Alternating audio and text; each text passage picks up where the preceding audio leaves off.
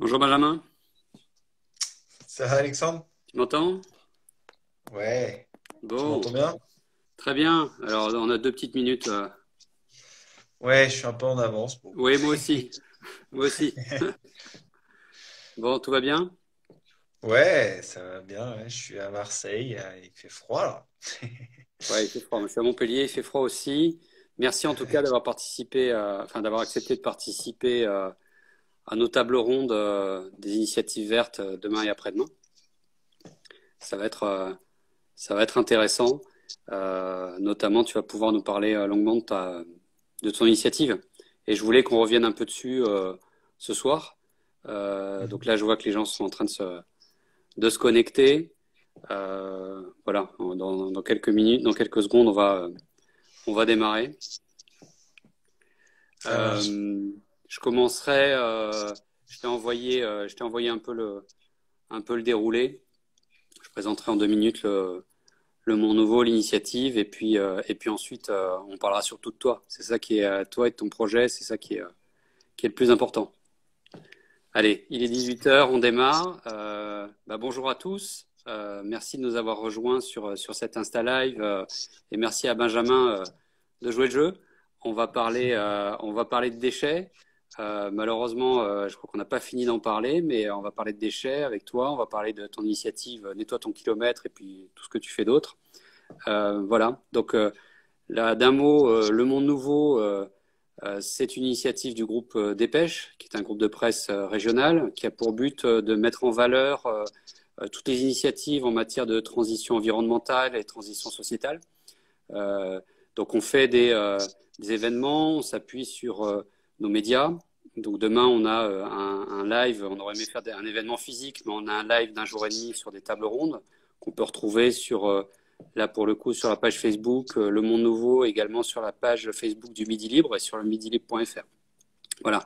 Donc, merci de nous avoir rejoints ce soir, Benjamin. Je voudrais que tu te présentes, même si je sais qu'il y a beaucoup de monde qui nous rejoint, qui te connaît déjà, mais c'est peut-être pas le cas de tout le monde. Donc, est-ce que tu peux te présenter, nous dire un petit peu qui tu es, quel est ce projet Nettoie ton kilomètre, et puis tout ce que tu fais par ailleurs. Allez, c'est à toi. Merci, Alexandre, pour cette petite présentation et pour me donner la parole. Donc, effectivement, j'ai lancé ce défi Nettoie ton kilomètre qui, fort heureusement, est devenu plutôt viral pendant ce deuxième confinement.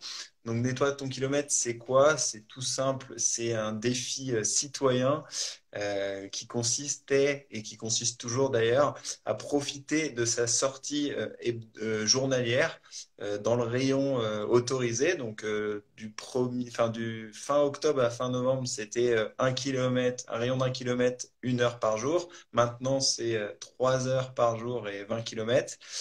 Mais c'est toujours la même chose. Et l'idée, c'est en plus de prendre ses baskets ou ses chaussures de marche pour aller prendre l'air, s'aérer, faire de l'exercice, bah, prendre des gants, un sac poubelle et aller ramasser les déchets qu'on rencontre sur son chemin, les ramasser, les mettre dans la poubelle et surtout à la fin prendre une photo de soi avec son butin et la poster sur les réseaux sociaux et enfin nominer 3 personnes pour qu'elles aussi relèvent le défi.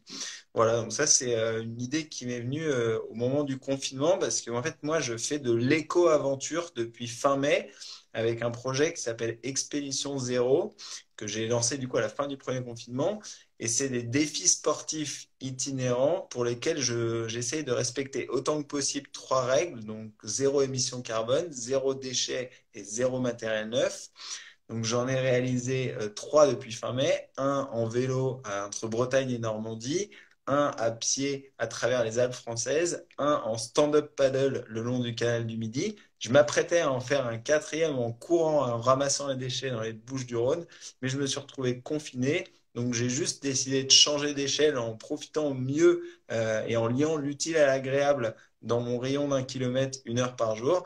C'est comme ça que m'est venue cette idée. Je l'ai proposée aux gens parce que je me suis dit, bah là, au moins, c'est accessible à tout le monde. C'est pas un truc juste pour ma pomme dans mon coin. Et en fait, en nominant des gens, en le proposant, en montrant que c'est possible, que c'est concret, c'est facile, et comme on avait tous un peu de temps, bah ça a bien pris. Voilà. D'accord. Et aujourd'hui, tu es structuré de quelle manière? Est-ce que tu as structuré ça sous forme d'association ou si simple ou t'en es où là? Alors ouais, pour l'instant, je suis en auto-entrepreneur, moi.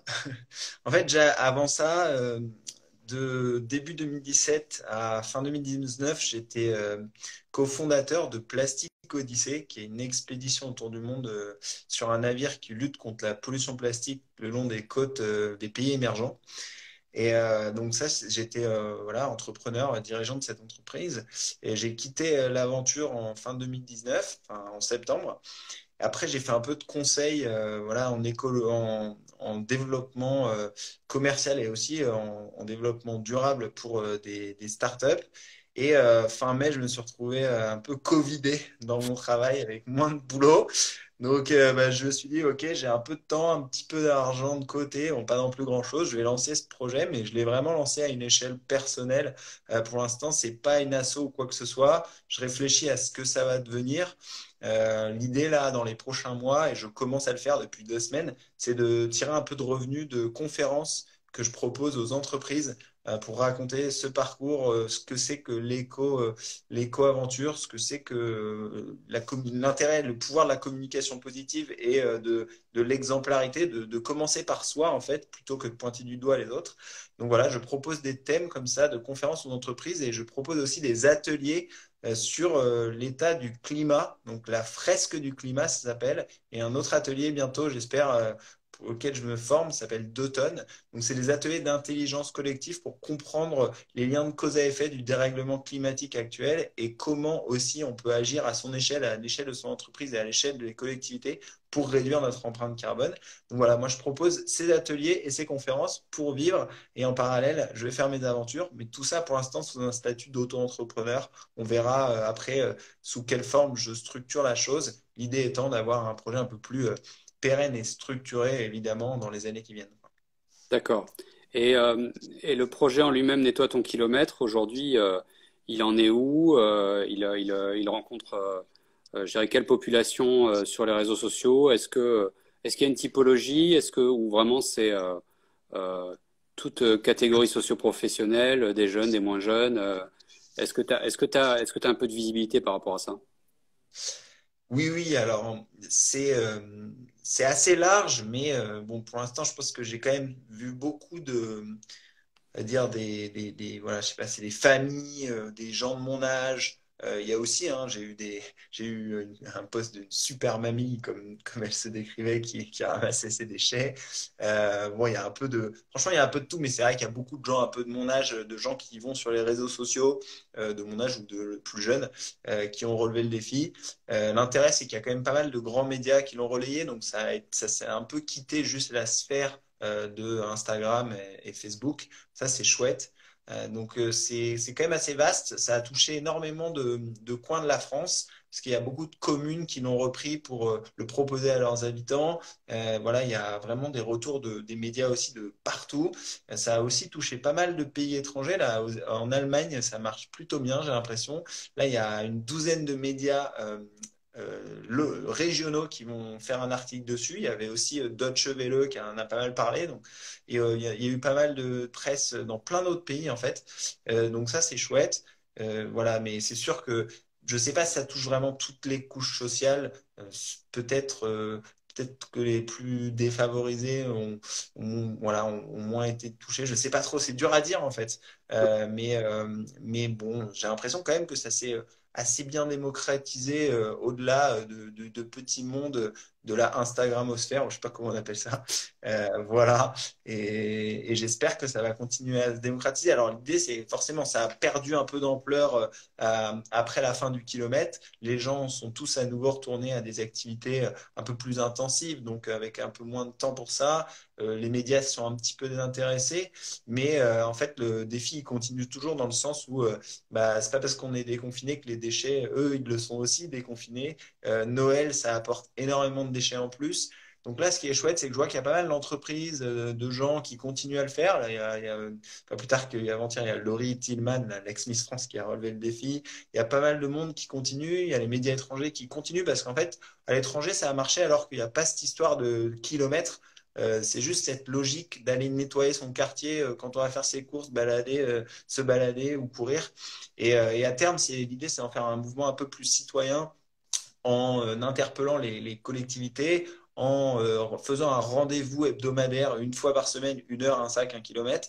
Voilà, on essaie de faire ça. Et puis surtout, il va falloir commencer à agir en amont sur réduire ces déchets. Peut-être aussi agir de manière légale sur comment on peut arrêter tous ces déchets sauvages, alors soit par des lois, soit au niveau de l'individu, mais bon, on n'a pas envie d'être non plus trop policier, soit par des lois au niveau des entreprises qui produisent tous ces emballages. Et il y a plein d'actions comme ça qui peuvent découler d'un défi de ce genre. Et je te sens positif. Tu l'as dit tout à l'heure, c'est la communication positive. C'est-à-dire que euh, tu pointes pas du doigt. Alors là, tu viens de nous parler de certaines entreprises Ouais. euh, je dirais, produisent pas mal de déchets. Mais je te sens pas, tu pointes pas du doigt les collectivités ou tu pointes pas du doigt euh, les individus qui font pas attention, balancent des trucs par la fenêtre, on trouve des masques partout. Finalement, ce qui compte pour toi, c'est allez, on s'y met tous et restons positifs, quoi. Voilà, c'est ça. Alors, bien évidemment que je suis comme tout le monde, hein, je suis perfectible et puis il y a des moments où je suis là juste, mais c'est quand je vois quelqu'un jeter un déchet ou quand je vois dans une ville comme Marseille les poubelles débordées, ben, je me dis il y a des problèmes que je peux pas gérer et ça me rend un peu fou. Mais en vrai, j'ai quand même j'ai un raisonnement de me dire c'est un problème sociétal. C'est-à-dire que moi, je fais partie d'un tout. Je suis pas juste, enfin, voilà, on est quand même assez individualiste aujourd'hui dans notre société et pourtant, sans les autres, sans les pouvoirs publics, sans les entreprises, sans les autres individus, on n'est pas grand-chose. Et du coup, je me dis qu'on est tous ensemble dans le bon et dans le mauvais. Donc, il faut agir à son échelle. Ok, c'est pas moi qui ai jeté les déchets dans la rue, c'est quelqu'un d'autre, mais d'une certaine manière, c'est la société qui me fait vivre, qui a contribué à ça. Donc, je me dis qu'il faut tous qu'on mette la main à la pâte à tous les échelles, à notre échelle en tant que citoyen. Non pas parce qu'en ramassant tous ces déchets, on va éliminer tous les déchets dans la nature, mais on va interpeller. Voilà, quand on est un à ramasser les déchets, on est vraiment bizarre dans le quartier, mais quand on est 10, les gens se posent des questions, et quand on est 100, c'est celui qui le fait pas qui est bizarre en fait. Donc, donc l'idée, c'est vraiment d'interpeller. Et puis voilà, on peut agir aussi au niveau de son entreprise si on fait partie d'une entreprise, on peut agir au niveau de sa commune puisqu'on fait partie quasiment tous d'une commune, je pense.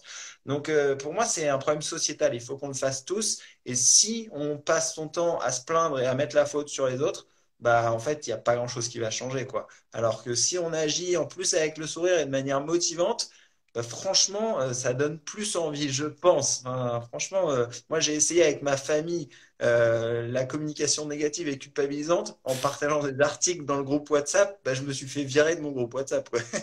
Parce qu'en fait, j'ai saoulé tout le monde. Tout le monde m'a dit, mais attends, t'as pris l'avion la dernière fois, tu mangeais de la viande là, qu'est-ce que tu me racontes? Et bah, je suis là, bah ouais, en fait, je suis face à mes paradoxes aussi, et c'est trop relou de se faire critiquer. Donc, bah, je me suis dit, bah, je vais arrêter ça, je vais montrer que je fais des efforts, le faire de manière cool. Et en fait, ça donne trop envie aux autres, et notamment à mes proches, alors que franchement, avant, ça les saoulait, quoi. Ouais. Voilà. Finalement, tu montres l'exemple, comme d'autres le font, sans porter de jugement. Voilà, c'est ça la communication positive qui fonctionne. Ouais, voilà, j'essaie de le faire à mon échelle. En mode, ça commence par moi. De le faire avec le smile, en essayant de détendre un peu l'atmosphère, parce que c'est des sujets super anxiogènes, l'air de rien. Tous ces problèmes de déchets, d'empreinte carbone, etc. Mais bon, si on s'y met tous, si on a conscience. En fait, pour moi, le plus important, c'est qu'on ait une prise de conscience, quoi. C'est le changement des comportements. Moi, j'ai du mal à croire à l'innovation va tout résoudre, Elon Musk et les nouvelles technologies vont tout résoudre.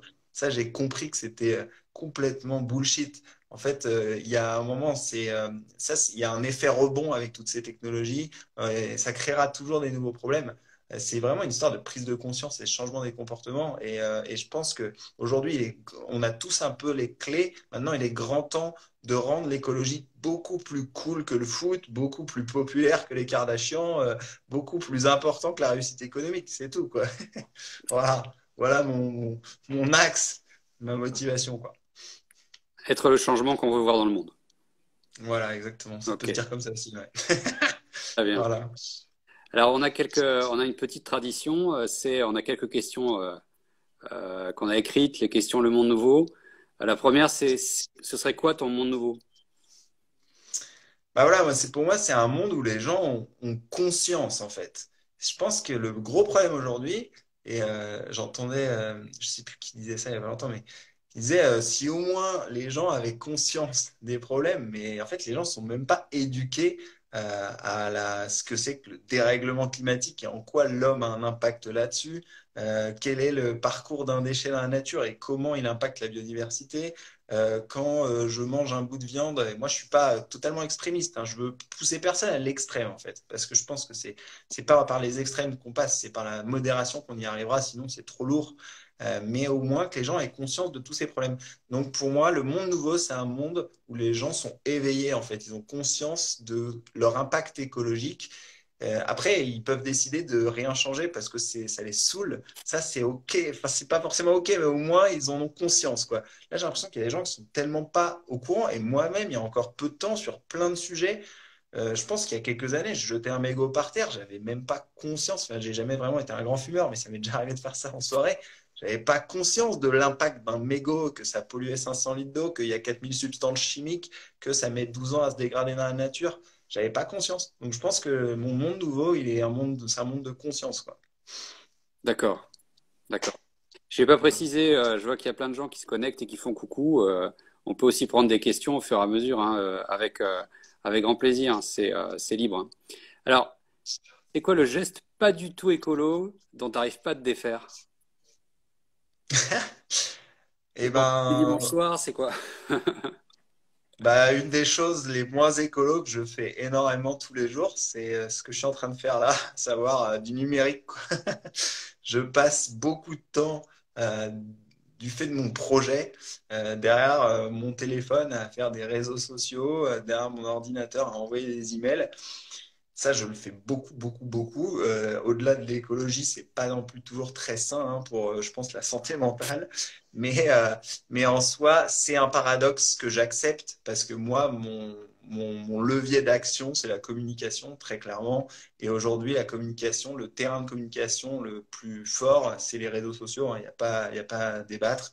Et si on boycotte ce réseau-là, bah, on perd un terrain incroyable et surtout on laisse la place à des contenus beaucoup moins vertueux. Voilà, on va se retrouver qu'avec des vidéos de chats, de chiens, de bêtisiers, de je sais pas quoi. Moi, je préfère qu'au milieu de tout ça, il y ait un peu d'écologie.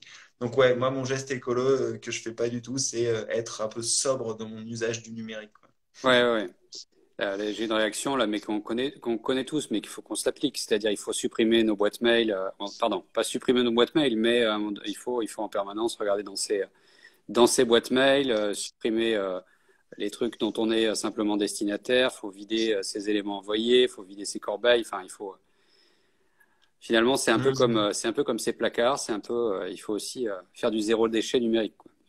Ouais, Ou en tout cas, ouais, ouais. Mais il y a un autre truc que j'ai à peine découvert et dont j'avais pas du tout conscience avant, c'est comment je place mon argent. En fait, il y en a pas mal de monde qui commence à en parler, mais quand tu places plusieurs milliers d'euros dans une grosse banque dont je ne nommerai pas, moi c'est vrai que j'ai pas mal discuté avec des dirigeants des grosses banques chez Plastic Odyssey. Et en fait, et c'est pas toujours, ils ont conscience et malheureusement, ils sont un peu pieds poings liés avec leur modèle mais ils investissent comme des malades dans le charbon et dans plein d'énergies qui vont pas bien. Donc en fait, t'as beau faire tous les efforts du monde que tu veux, si ton argent il est placé, je sais plus c'est quoi le rapport, mais les ratios c'est toujours compliqué de calculer, mais si t'as 25 000 euros dans une banque un peu traditionnelle, et bah, tu pollues énormément. Donc ouais, moi mon argent c'est encore loin d'être bien géré quoi, par rapport à ça. Ouais. d'accord, d'accord. Et alors, à contrario, est-ce qu'il y a des choses que tu fais maintenant que tu faisais pas du tout avant? Ouais, alors bah, déjà, je ramasse beaucoup de déchets là. Oui, Ça, je le fais presque tous les jours, donc ça, je le faisais pas autant avant. Non, mais sinon, je mange très peu de viande. J'en mange toujours parce que moi, je suis pas, comme je dis, hein, je suis pas un extrémiste, hein. Je pense que aussi c'est bien de soutenir ces filières-là, mais j'en mange vraiment pas beaucoup. Je pense que je dois en manger franchement une à deux fois par mois, quelque chose comme ça. Et, euh, et en vrai, ça me fait super plaisir quand j'en mange, mais ça me va aussi très bien de pas en manger. J'ai découvert plein de plats, même délicieux, qui n'ont pas besoin de viande ou de poisson pour être équilibrés en fait. Et donc voilà, moi c'est un truc que je faisais pas du tout avant. Moi je viens d'une famille de viandards, on, on mangeait viande ou poisson à chaque repas, ça nous paraissait improbable de ne pas avoir ça. Et en vrai, là je m'en passe très bien et quand j'en mange, c'est un vrai plaisir, mais quand j'en mange pas, j'ai aucun problème. Voilà.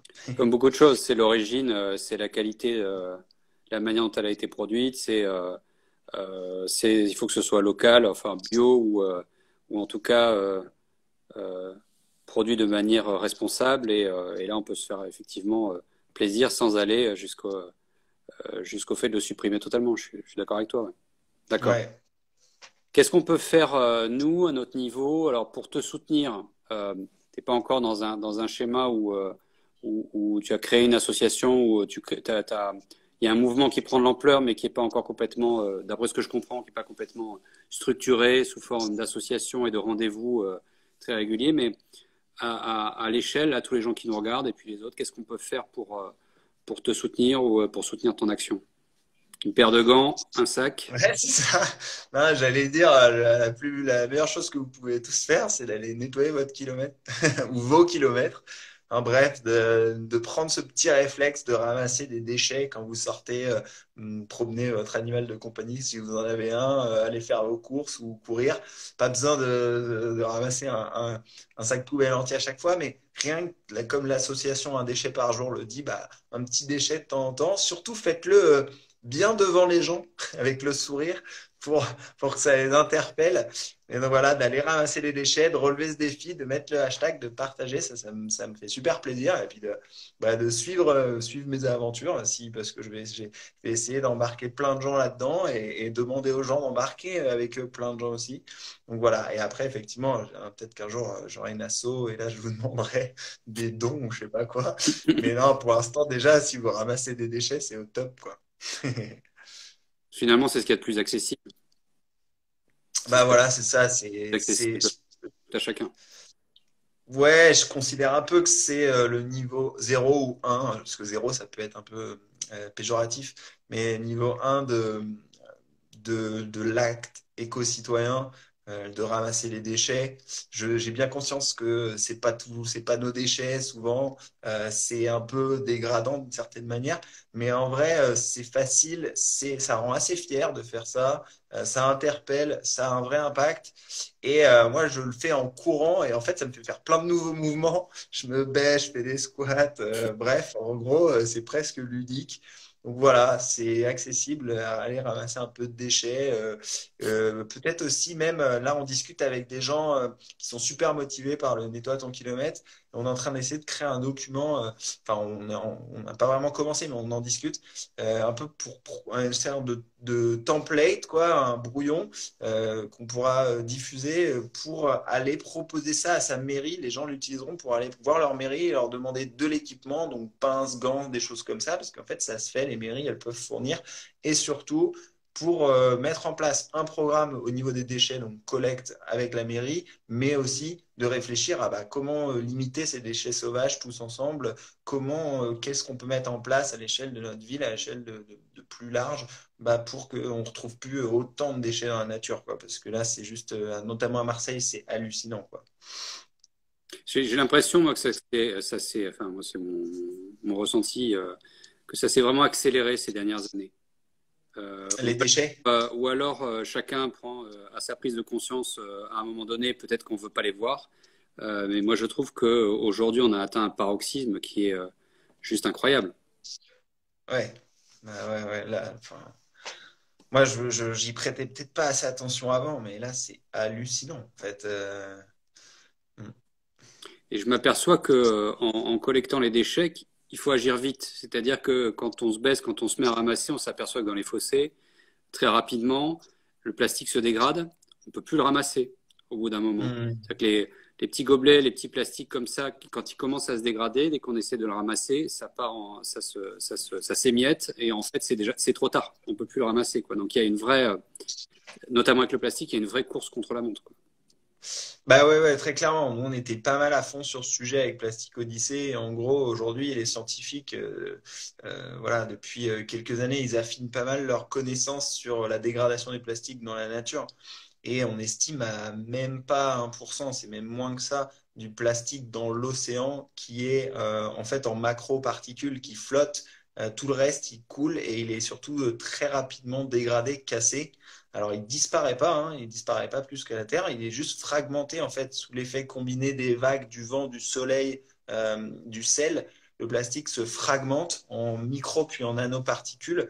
Et en fait, la large mais vaste majorité des déchets aujourd'hui dans la nature, c'est de la microparticule. Et ça vient, ça se retrouve dans le plancton ou dans les plantes ou quoi que ce soit, ça dépend où c'est. C'est ingéré par les poissons et nous, on mange des poissons. Et voilà ce qui se passe. Après, il y a on se prend du retardateur de flamme, enfin, on se prend toutes bref, si je peux me permettre, les saloperies qu'il y a dans le plastique. Et franchement, c'est hyper flippant la complexité de ce problème. On se rend compte à quel point très rapidement le plastique il s'éparpille, il est irrécupérable et extrêmement dangereux, quoi. Donc il faut vraiment ouais, éviter que le plastique passe trop de temps dans la nature, quoi. Le plastique, les mégots, enfin tout ce qui est avec des substances chimiques et du plastique là-dedans, quoi. Action de Célinette là qui dit rien n'est ramassé avant le fauchage des fossés, hein, quand les collectivités. Ouais. Ouais. Après, on est conscient que c'est des problèmes globaux, qu'aujourd'hui les collectivités, elles ont des moyens qui sont, on voit bien qu'ils sont de plus en plus limités. Donc c'est compliqué Mhm. de. C'est pour ça que j'aime bien ton action, c'est qu'à un moment donné, on ne dit pas, tiens, c'est la faute de ma mairie ci ou c'est la faute de mon département ci. C'est qu'à un moment donné, on sait aussi que les moyens sont, la quantité est de plus en plus impressionnante. Les moyens des collectivités euh, sont pas forcément à cet endroit où il y en a pas forcément euh, des quantités en proportion. Donc c'est compliqué Mhm. aussi d'organiser des choses comme le ramassage avant le fauchage, par exemple, dans les fossés. Ouais. Ouais, ouais, tout ça, c'est pas simple, hein. Tout ça, c'est pas simple et ça peut être un peu désespérant. Donc, moi, c'est pour ça, j'invite vraiment les gens à faire ce geste. Ça fait un peu de bien quand même. Et voilà, si on est des millions à le faire, il est pas si petit. Il a un impact. C'est sûr que à l'extrême, moi, j'ai habité à Singapour. Là-bas, c'est très simple, hein, et c'est 500 dollars si tu jettes un chewing-gum ou tu craches par terre. Du coup, la ville, elle est nickel. Bon, bah, tu te dis, j'ai pas du tout envie qu'on arrive à ce Big Brother hyper flippant. Il y a des moments où tu te dis, bah, c'est peut-être la seule solution, mais moi j'ai envie de croire à d'autres solutions un peu plus citoyennes. Donc je me bats pour pour que ce soit par les citoyens et grâce aux citoyens que les choses changent, pas forcément en termes de loi ou quoi, mais plus déjà en termes de prise de conscience et de changement des mentalités. Voilà, j'espère qu'un jour on n'arrivera pas à ça. Peut-être qu'il faudra, je ne sais pas. Ouais. On verra. Mm. Il nous reste encore 3-4 minutes. Je sais que tu animes une fraise du climat à 18h30. On peut prendre quelques questions encore. Ouais. J'ai vu quelques copains passer. D'accord. Bon, les copains n'ont pas de questions. Je sais pas, mais. Quelle banque tu conseilles? Il y a marqué. Ah ouais, mais moi je vois pas les anciennes questions. Et ben ouais, pour c'est ta passion de ramasser les déchets. Moi, c'est C'est presque vite en termes de addictif. ménage. Ça peut être vite addictif. Ouais, ouais, en vrai, ouais, je suis assez obsédé quoi par les déchets dans la rue maintenant. Mais ouais, en termes de banque, alors il faut regarder, Julien Vidal, il est pas mal à fond là, de ça commence par moi, il est pas mal à fond sur ce sujet en ce moment.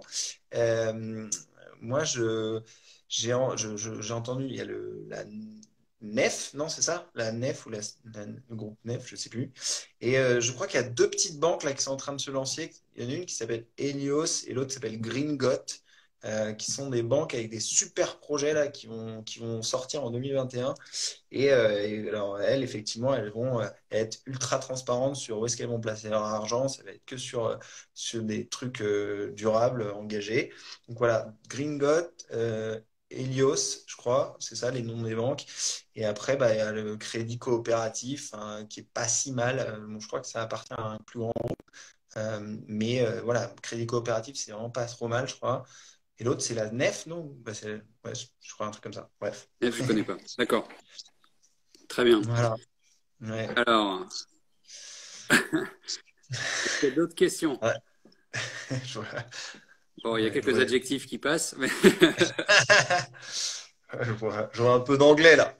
voilà. Gringotts, ça fait très Harry Potter, ok. D'accord. Ouais, mais c'est vrai que le secteur bancaire qui finance toute l'énergie bas Aussi, ouais. carbone, c'est un des points vitaux. Toute Ouais, la ouais, Chine est électrifiée avec du charbon. On a, même si aujourd'hui on est peut-être un peu plus vertueux que l'Asie, mais on a quand même délégué toutes les activités polluantes à l'Asie.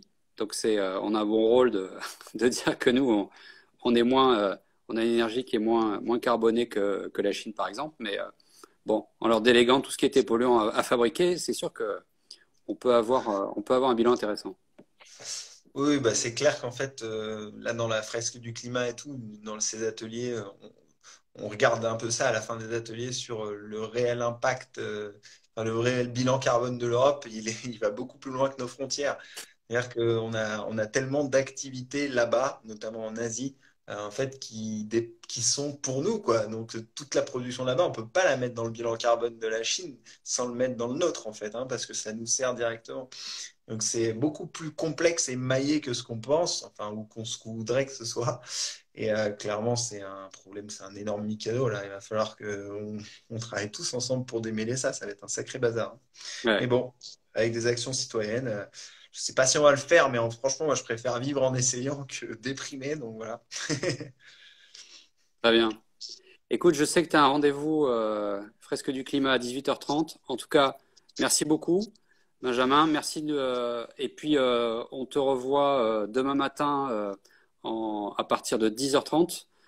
Donc ça, Ouais. c'est les initiatives vertes, Le Monde Nouveau. Une table ronde sur les déchets à 10h30 demain matin en Facebook Live sur la page du Monde Nouveau et également en Facebook Live sur le Midi Libre. Très bien. Et donc, bon courage, bravo, merci beaucoup pour ton action et voilà, on s'y met tous, on continue à ramasser. Très bien. Et On lâche nous, rien. super, merci beaucoup. Et nous, demain, on a un autre Insta Live avec Loupit à 18h30 demain, donc vous pourrez nous retrouver également. Merci beaucoup, merci à tous et merci à toi, Benjamin. À très bientôt. Ça marche. Merci Salut. Alexandre. Merci à tout le monde Salut. venu sur ce live. Ciao, ciao.